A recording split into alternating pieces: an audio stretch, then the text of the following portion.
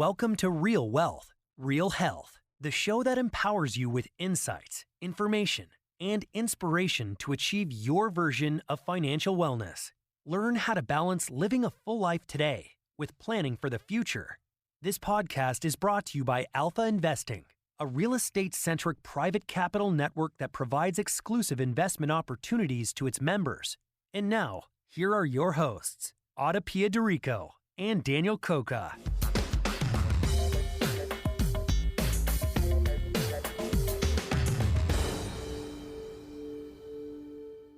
Hello, and welcome back to another episode of Real Wealth, Real Health. Our guest today is Courtney Moeller. Courtney is a sophisticated investor who grew up around the oil and gas business and has seen firsthand how the cyclical nature of that sector can create unique challenges and opportunities for investors. So when Courtney decided to diversify, she started with real estate and eventually got into blockchain and cryptocurrency. In our episode, Courtney shares her insights into new technologies and processes that are shaping the future of oil and gas, including the intersection with Bitcoin mining, green energy, and carbon capture technology and investments. She offers important insights to anyone looking to diversify their portfolio into a variety of alternative investments, and she places an emphasis on the importance of finding trustworthy people as a key to any investor's strategy. In addition to her work in oil and gas and real estate investment, Courtney is a general partner with Empire Investment Group, where they are building a digital assets platform for the tokenization of alternative investments, including real estate. And Empire also offers a Bitcoin mining fund. You will learn key insights, including the cyclical nature of oil and gas, how Bitcoin mining impacts the environment, the intersection of Bitcoin with oil and gas, the value of carbon capture, and so many important insights for investors who are looking out at the current landscape and thinking, I need to diversify. How can I diversify? And what is the best way of finding reputable and trustworthy investment partners? All right, Courtney, welcome to the podcast. Hi, thank you so much for having me. I'm so excited to be here. I am too. We were having a great pre-chat and I had to stop it all so that we could have the meatiest discussion here on the podcast. I've really been looking forward to having you on. You're such an inspiration to me as an investor, as a woman. You're pioneering, you're into way more things that I am. When people tell me I'm into a bunch of things, I'm like, hold on, hold the phone. You haven't met Courtney. So anyways, yeah, I would love to start, I really want to spend this time on the podcast, really hearing about your story and how you think about investing. And so, could you just give us a sense of like where you got started in investing and then we'll just take that evolution from there in our conversation. Yeah. So, gosh, I'm from West Texas. I grew up in the oil patch. My dad was a petroleum engineer. And, my whole life growing up, he was drilling oil over in Abu Dhabi. So we've lived in the United Arab Emirates. He spent probably 25 years in Indonesia and then lots of different drilling, pretty much for the most part throughout the Permian Basin in West Texas. So that's pretty much what my entire family, has been. And we're all from Texas and West Texas. And that's just what we've always done and been involved in some aspect of oil and gas and drilling my whole life. And so, that's kind of been the path that I've been on. And, my dad's always told me, you don't ever sell oil interests, you hang on to those forever. These oil fields produce for years and years and years. And gosh, once I became an adult, I actually joined the Navy. And so I went into the Navy and I was an aviation electronics technician there. And I really enjoyed it. But, I spent all of 2003 in the Persian Gulf and, with Operation Iraqi Freedom. And I really enjoyed that. But,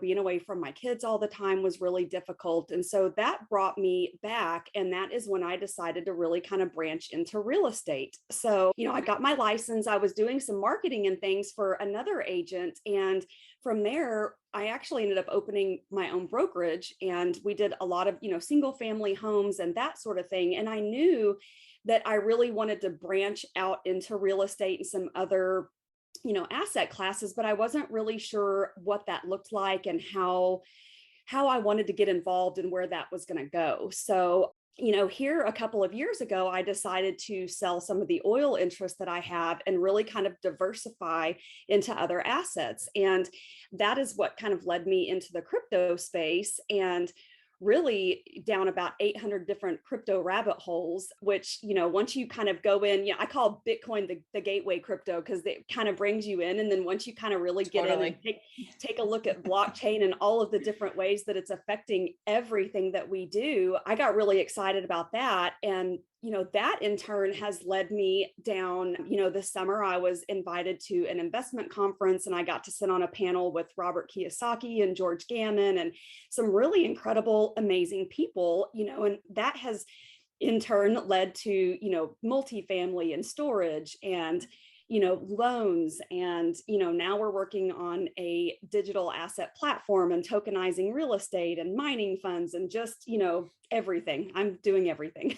But it's so much fun. It's incredible. And I think probably my favorite thing about it is all of the different networking and all of the incredible people that I have met through all of these spaces along the way. I mean, that led me to you. And I was so attracted to you when we met. I started listening to your podcast, and I just love how you've been involved in so much and the things, your values and the things that you stand for. So I'm really excited to get to know you. Thank you. Yeah, I mean, inspiration. No, I really appreciate that. Like it's sometimes I think about, when we have a lot of things going on, because it sounds like, like similar, like I really like to sort of be where the future is, because I think there's so much going on, and especially in the crypto blockchain, like DeFi space, it's important to also understand that, even in the context of being an investor who's like, most of my portfolio is in real estate. I still fundamentally believe in that very, very much, but there's so much going on. And I've gone through like this whole learning cycle about economics, because I didn't pay attention in school. Oh, me like, no, and I was listening to George Gammon talk about inflation, and sometimes I have to replay his videos a couple of times just so that I can really wrap my head around, what he is saying and how that is affecting all of these different markets and really everything that we do. So it's complicated. And when I was younger, I had no interest in macroeconomics. But as an investor at this level, like we have to, like everything affects everything else. I mean, we're talking today on the day that, the November CPI data came out, and, inflation's up to 6.8 stated. And, so again, I've had to go through such a learning curve, actually through, real estate and also crypto, and learning about Bitcoin actually taught me way more about macroeconomics than really anything else. And all these things go together. But anyway, what I wanted to kind of dig into first is, we were talking earlier, and I'd love to talk a little bit about the cyclicality of oiling, and because you've been in it, and we could hear like a little bit more about that, and just like talking through the cyclicality, because to go from like a negative value for what oil was worth, about a year and a half ago to today, talk about cyclical. So I would just love to hear your thoughts on that. Yeah, it's so interesting to see that happen. And when that happened a year and a half ago, I thought, wow, and that's really because the oil futures and, they pre-sell, the oil that they drill, and all of those contracts came in. And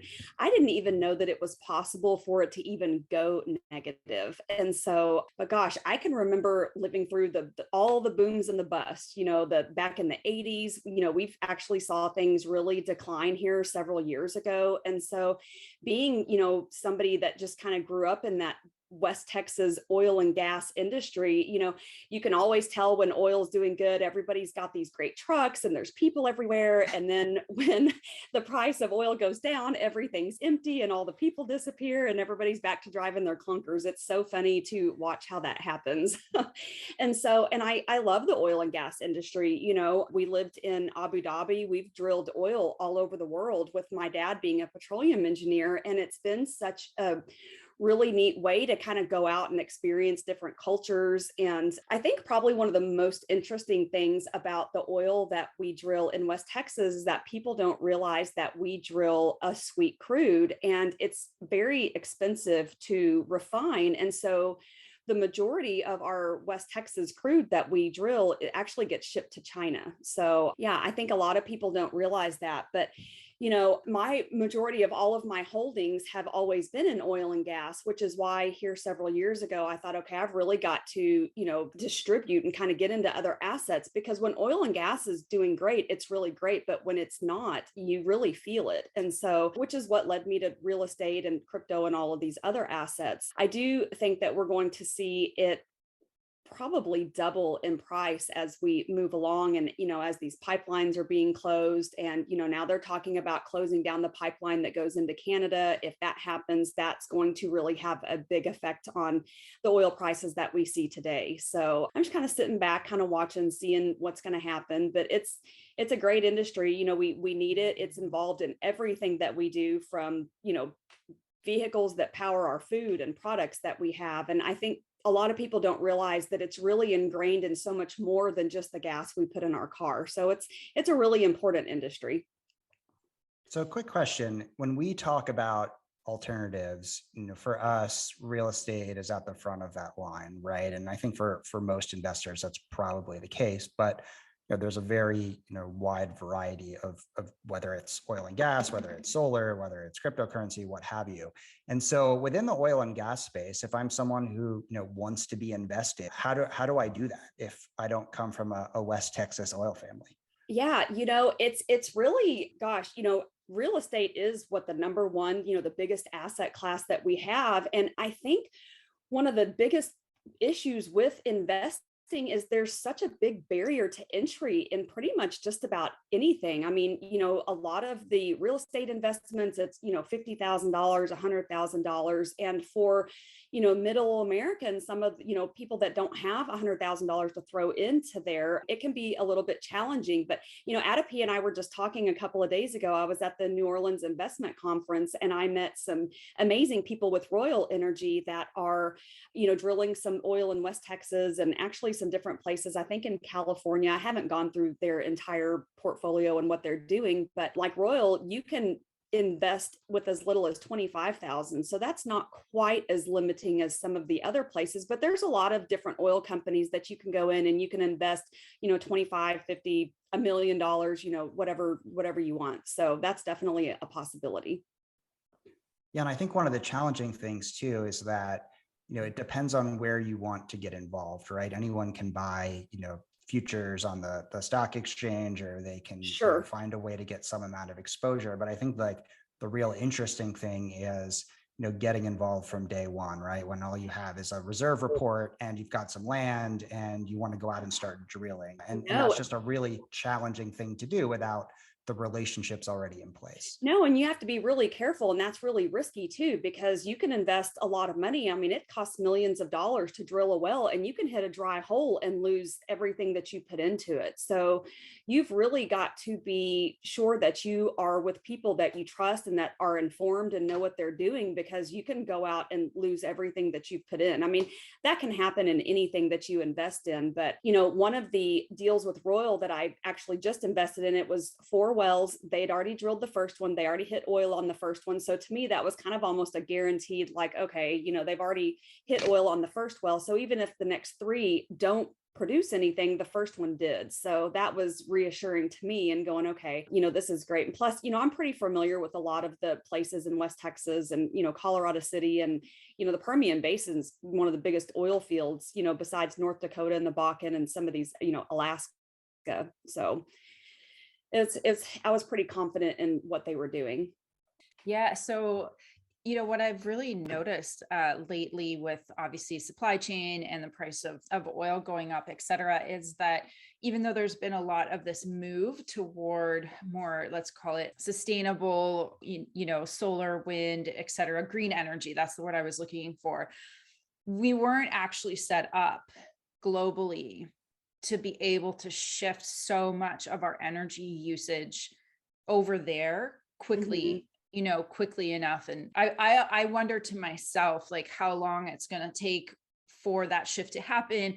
Will it ever be a 100% shift, or is there always going to be a bit of both? Because as you said, we don't only use petroleum to move cars or ships, or there's so many other uses. There's so many other uses for it.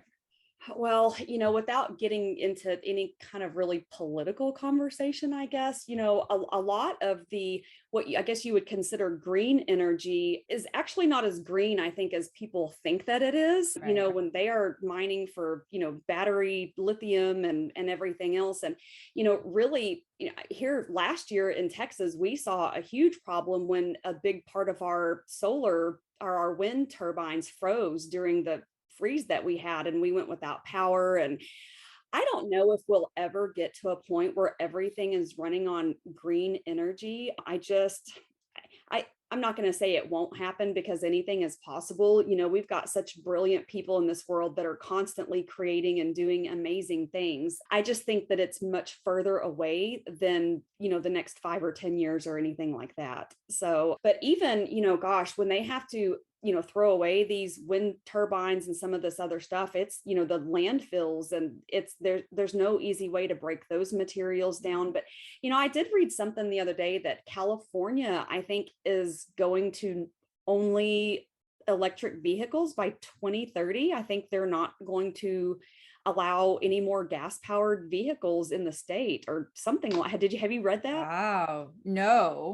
No, I have not read that. I don't know how that's going to get enforced. That would be really challenging to enforce. It's pretty restrictive out here already with a lot of things. I have to go look that up. No, I mean, I know that there's targets, right? Like GM said that they want all of their vehicles are going to be electric. But yeah, I mean, there's always this nuance, right? Like regarding vehicles. Like I really wanted to drive a fully electric vehicle. Sure. I really thought that it would be a Tesla, and then I got in it and I just couldn't do it. And I felt really bad because I thought this, like, maybe I could buy a Tesla and then I'll feel better about myself. It would be your contribution. It's, I try to reduce my carbon footprint, and I really do. And then there's reality. And then there's also, it's not so binary, like what you said. It's not so binary. It's not that electric vehicles are better than gas powered vehicles for different reasons. Like there's a lot more research that has to go into it. But along these lines, I would love to talk about what I think is just like the most interesting play on oil and gas mining, as in Bitcoin mining. Mm-hmm. And what you're doing in that space, because, also in Bitcoin, there's a big like ESG sort of, Bitcoin is bad because it uses so much electricity. And then when you actually look at the statistics, it does not at scale. If you look at it, the majority of Bitcoin is actually mined with renewable resources. It's being mined with hydropower. We're actually in the process of acquiring a hydro dam in the northern United States so that we can power a data center there. And so, and really in the oil and gas space, you're seeing a lot of the oil companies. I think every single oil well eventually will be running miners where they were flaring off natural gas. And so, and they flare it off for a lot of different reasons. Usually it's because it's too expensive to pipe it out from where they have it, or there's a lot of different reasons that they flare it off, or maybe it's just not worth the expense compared to the price of natural gas at the time. So we're already seeing a lot of these companies emerge that are creating these containers, that look like the shipping containers they hold about 250 miners. So these companies are creating these miners in tanks, taking them out to these oil wells and then using the flared off gas to power the miners, which to me, I think that's brilliant. Right. I do too. I love that, because that's like, what else are you, like, it's flared off, right? So just so that I'm understanding this, and maybe for others, the flare is basically they're burning and therefore putting, burnt fossil fuels, if you will, into the environment. And so instead they're basically parking a container, like a shipping container of miners, and capturing that they're taking flare. that natural gas, instead of burning it off, they're using it to power generators that are now in turn powering the containers that have the miners in them. So, and we're seeing those pop up all over the place. Now, I have a friend of mine that owns an oil and gas company. And so we went to dinner the other night, and, I was trying to talk him into buying Bitcoin, last Thanksgiving. And he was like, I don't know, we'll see. And, we went to dinner a few months ago, and I said, okay, now we got to talk about running miners at your wells. And he said, yeah, we're already starting to look at that. And so I followed up with them last week and said, okay, where are you at with this? And he said, well, the price of natural gas has gotten so high, we're actually selling the gas right now. But I know a lot of, Exxon and Chevron and XTO and a lot of these bigger companies are already starting to run miners and things like that. And I think we will start seeing mining rigs out at all of these different oil rigs. And so I think it's more interesting. And especially as, Bitcoin becomes more mainstream and it's more adopted, we're just going to see more and more data centers pop up. We've brought in all of the miners from China when, China banned Bitcoin for the 800,000th time in 10 years. So we actually have a lot of the miners that are being hosted here in Texas. So we're seeing a lot of mining facilities pop up and that sort of thing. And actually we're working on our own data center up north as well in an opportunity zone. So it will have amazing tax benefits for being in that area. So the renewable resources is cool. El Salvador's just, adopted Bitcoin, and they are actually powering miners with volcano power, which I think is incredible. The geothermal. I know. It's amazing. It's really, there's so much innovation. To me, it's really like the innovation around it all. And, we've talked about Bitcoin a few episodes ago, but this whole idea of why miners, not just Bitcoin, but why the renewable resources and why the flares is because in order to make the greatest profit on the mining, on the coins, is that you want your cost of electricity to be as low as possible, or just, whatever you're powering it. So it's forcing innovation that then is having all of these knock-on effects. Like I get really excited when I think about what will come next, like along those lines, and what kind of opportunities that it's creating.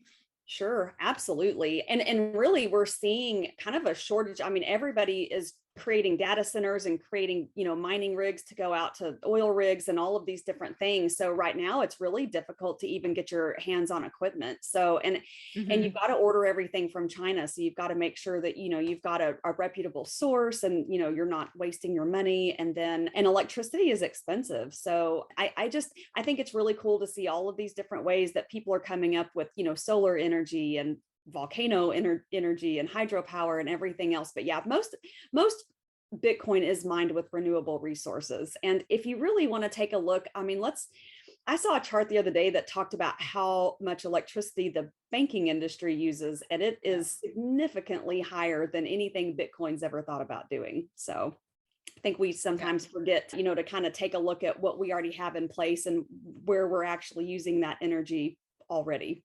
And so yeah, absolutely. So you are also doing something called a carbon capture. I would love to hear about that, because I know that a lot of our listeners, our investors, are high income earners. And they pay a lot of tax. So I would love for you to talk a little bit about this, and then how it all fits into what we were just talking about. Yeah. So the carbon capture has been such a cool space to get involved with and be a part of. So essentially, what we're doing is we have this equipment that we attach at a natural gas well, and it is generally, gas is drilled and then it's sent off to a refinery to be cleaned and then sent from there, it's sold from there. Well, this carbon capture, it actually is able to remove the carbon from the site, right, where, the gas is being drilled. And the byproduct of removing the carbon from the natural gas actually creates a fracking fluid, which we are selling to the oil companies. And the oil companies are getting carbon credits because instead of using water to frack their material or frack their oil, they're using this fluid and they're injecting carbon back into the ground.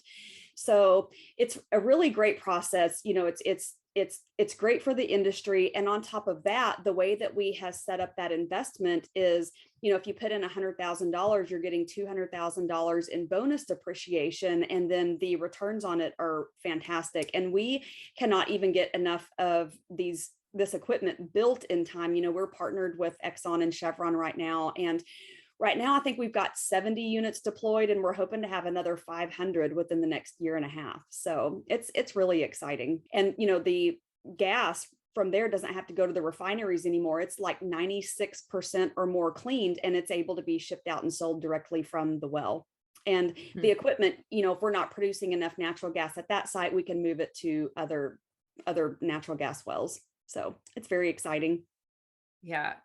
Dan, did you have any questions? I have lots of questions. Go for it. None that I feel confident, articulating necessarily.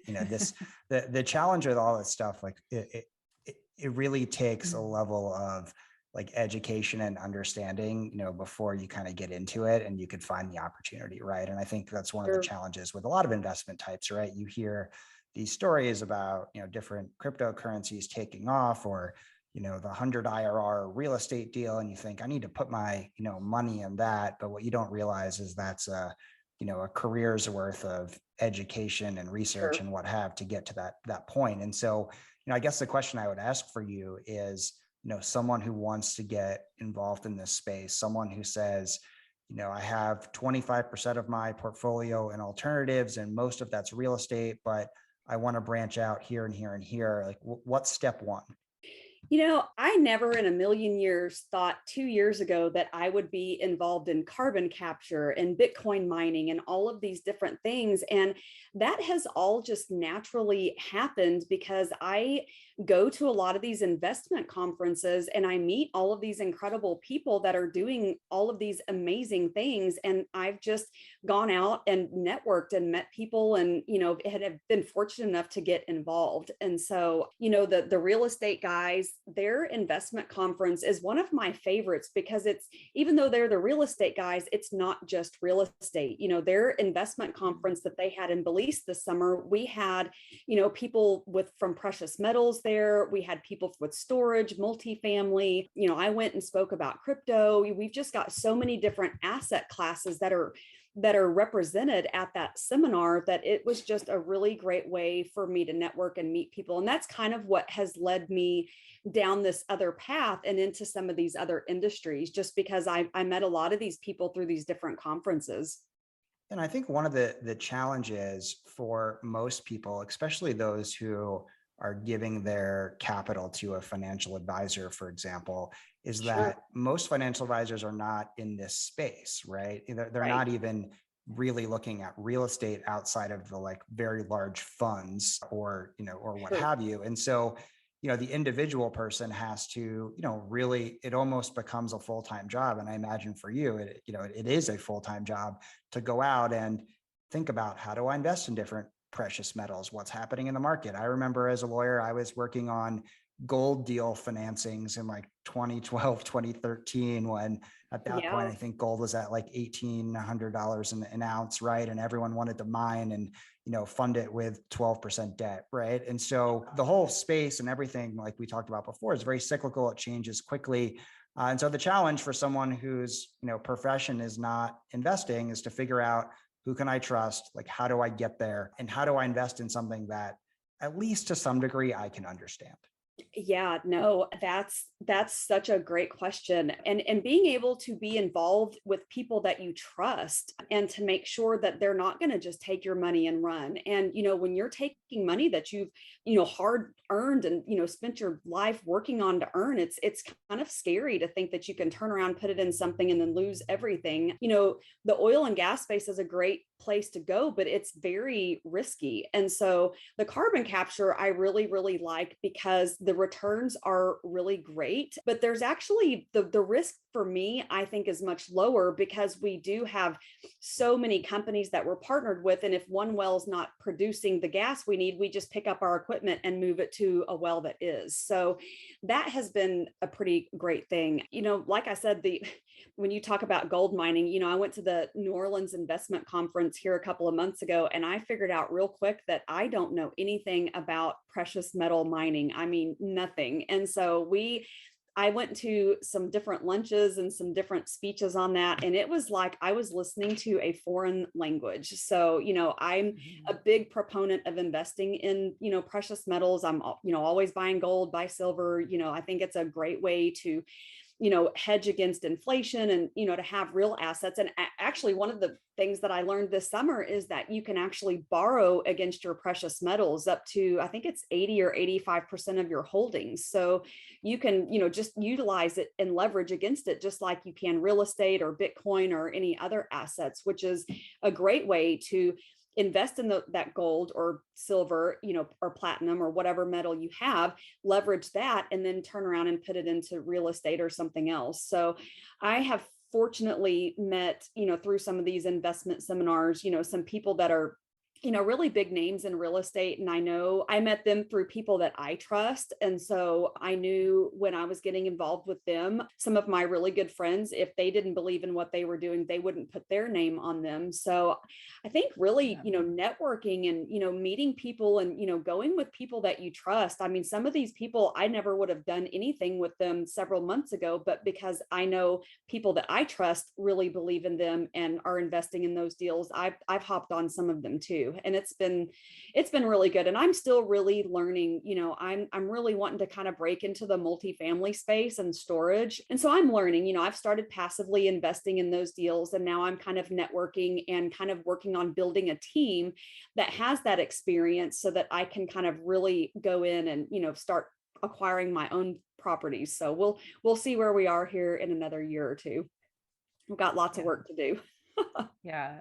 Yeah. And I mean, you're really speaking to something that is like a huge value for us at Alpha, which is the due diligence, and it's the relationships, and it's like, right. And who we work with, like our sponsors, like these are the people, the companies, the entities that are responsible for the whole project, from acquisition to management to disposition. And so we spend months, like at least 6 months, getting to know a sponsor really well before making an investment with them. And then once you spend that kind of time, like really having that relationship in place, and then being able, with all of that front loaded work in a way, to then have a recurring capital relationship. And that's something that we've done, and that just gets stronger and stronger and stronger. And so, yeah, I mean, you bring up a good point, even for investors who, I mean, there's thousands of people doing real estate. And so, I really appreciate that the approach that you're taking is, I think an approach that a lot of people take is they start passively. And then if they're really into it and they want to do the work, because it's so much work to actively manage. And then it sounds like then you would be raising capital. And so it turns into like a whole giant business. So yeah, I really want to commend you on. I was listening to Robert Kiyosaki this morning, and he was talking with Grant Cardone, and he was just saying, the capital raise is the easy part. But, as when I came in as a new syndicator, that part scared me to death. Like, how am I going to go out, and ask for money from people? How do you even do that? But really, there's so much money out there. That really is the easy part. The managing the property and knowing how to do that is what is really the hard part. And I think the scariest thing for me is being a good steward of other people's money. And so, I do so much due diligence in that, because it's one thing to take my money and to put it into something. But, if I'm going to take other people's money, I need to make sure that I'm confident in what I'm doing and whatever project that we're working on. And so I think that is where, I love meeting people and finding really good, genuine, authentic people that really care about what they're doing. And I think that's, when you go out and find your tribe, and I have, kind of just injected myself into this amazing tribe of people that I have found that they really want to help educate people and help people learn and help people grow. And I think, that's probably one of the most important things you can do, is go out and find a great tribe of investors and people that you trust. So. And Yeah. I love it. Yeah, 100%. I agree with you. And it's great. There's a lot of people out there doing wonderful work, and they Yes. do.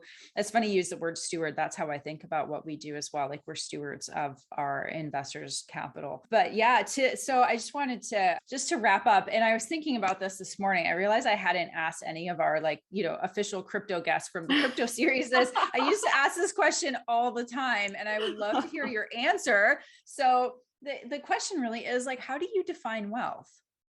Okay.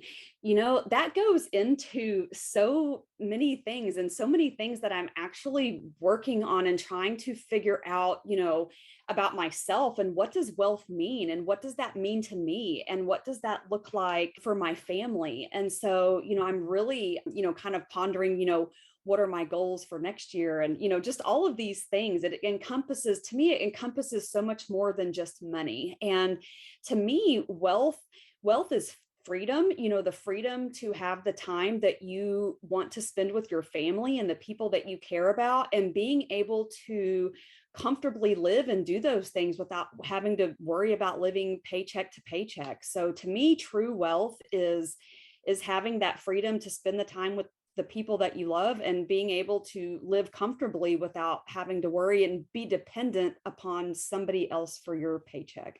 So I love that. Yes. So simple. That's how I feel too. It's that freedom and independence. So resonant for me. It's beautiful. I feel the same way. And I hope that on a going forward basis, with a lot of the innovation and a lot of what's kind of coming to the world, that more people can have that, and not just like big amounts of money, but like that real like freedom and independence. That's really like my kind of hope and wish for more like humanity, if you will. It's big, but that's really what I hope for. Well, I tell you, we're working on this digital platform that, we've talked a little bit about it, and we're tokenizing real estate, but not just that, but other assets. And the biggest goal and mission for this company and this platform that we're working on is to really pull all of, as much money as we can out of Wall Street and put it back on Main Street, and really empower people to be able to go in and invest, and not have these $100,000 minimums and everything else. So, and we're wanting people to be able to tokenize real estate and gold and oil and gas, and really pretty much any asset. And hopefully over time, we're hoping people will be able to tokenize their own homes, where they can come in and pull equity out and invest in different assets, and not have these barriers that we have seen for so long. So I really want to change the world, girl. One project at a time. I'm with you. There's no reason that we can't all be successful. There's no reason anybody on this earth should be hungry or anything else. Yeah. And we're trying to do everything that we can to change that, and to change the way that people invest and the way that people make money. So I'm excited about the next 10 years, 20 years and beyond. Yeah, me too. Me too. And I'm so glad that you're doing this, and that I'm doing this, and that we're doing this, and that hopefully that, just to be an agent of change in that way, to like be moving the needle, even in small ways. Like, I always think like, even one conversation that we might have with somebody that, gives them access. It's all about access. No, it takes all of us, and it takes all of us communicating and collaborating and, spitballing ideas, and, something that you say sparks an idea in me, and, I take it off over here and, throw it to my group. And it's just amazing what you can do and what you can get done and come up with when you get a group of people that are just sparking change and throwing ideas around. So it's exciting. Yeah. People are amazing. I love that statement. This is true. It's good to have an optimistic view, and thank you for that, because it could be so easy. You flip your phone open and you're reading the news, or you're on Twitter or whatever, and you might think the world's falling apart, everyone's awful. And in reality, that's really not true. Well, I think that there are some awful people out there, but I think as a whole, for the most part, people are good, and people want to do good, and people want to help each other, and people want to see people succeed and be great. And I think that is where the majority of people lie, in that bubble in that realm. And you can't get caught up in the negative. And we are definitely seeing a lot of negative things out there, but you know what? We will live through it. We will thrive. We will get past this and we will move on and things will be better. And I absolutely believe that. I know it.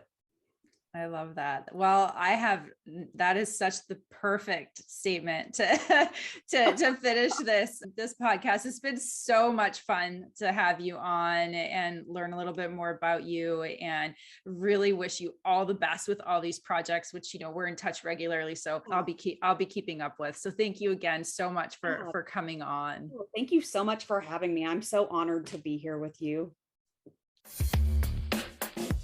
Thanks for tuning in to Real Wealth, Real Health.